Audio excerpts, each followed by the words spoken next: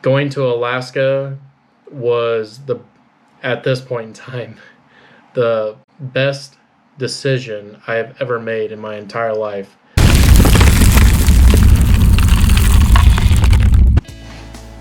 Alaska, baby, part 3.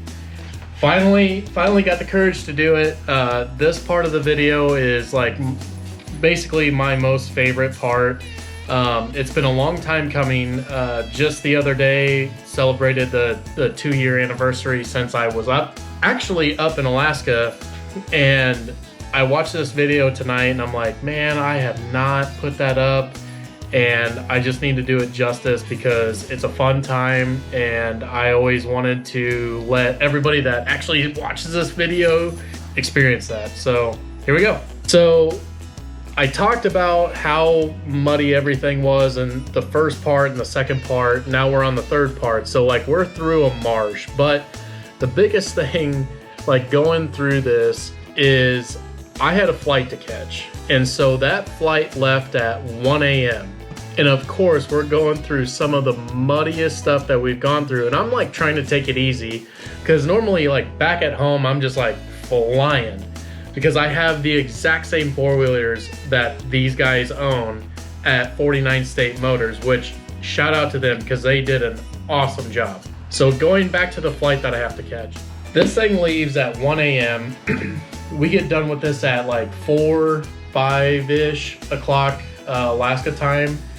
And so I have a lot of time to burn. So of course I have to check my rental car in and whatnot and get all that taken care of. Now I have 6+ hours to sit in the airport. And so of course there's nowhere to go like to clean up. I kind of cleaned up back at their lodge as much as I could, sprayed some cologne, did the deodorant thing, but at the end of the day I don't have anywhere to go. So kind of cleaned myself up in the airport, get through TSC security and all that stuff. And it's been a long day, so I like fall asleep in the airport, but I set an alarm because I don't want to miss my flight and be stuck there. So I fall asleep, the alarm goes off, and like I am still covered in just... So like right before this part, when we were at the glacier, I fell in the water. Now like it was like a hop, skip, and a jump just to like a very large slab of ice.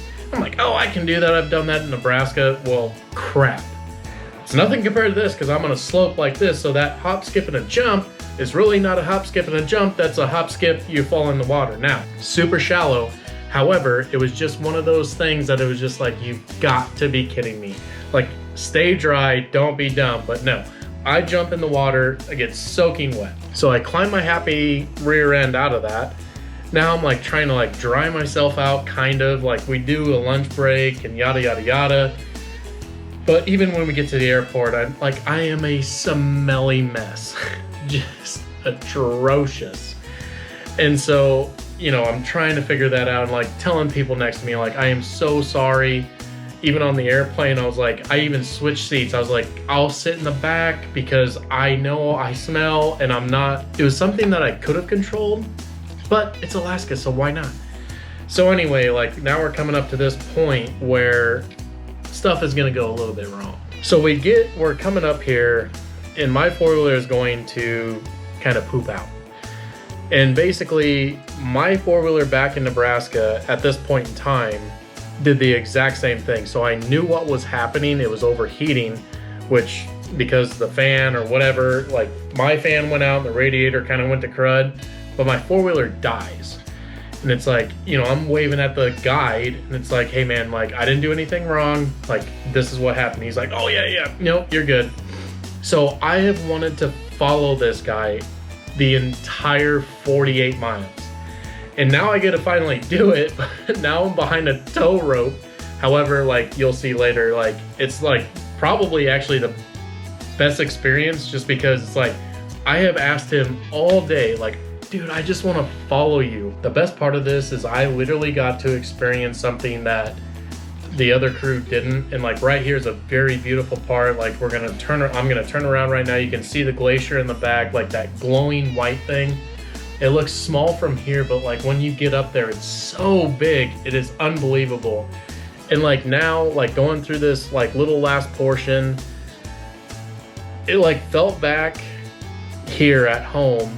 And like, even like watching this now, it's like 2 years later, it makes me want to go back and do everything again, do it better, do it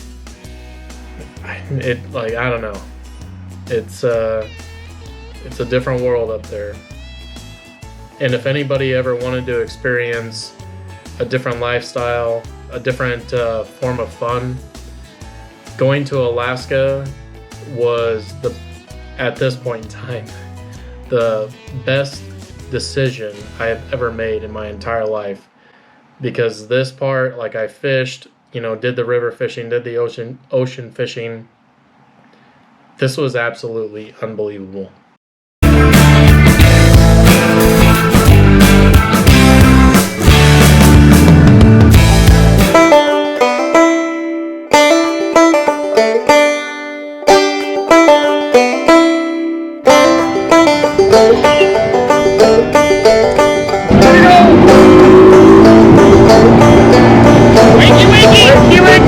This is the biggest pike I have ever caught.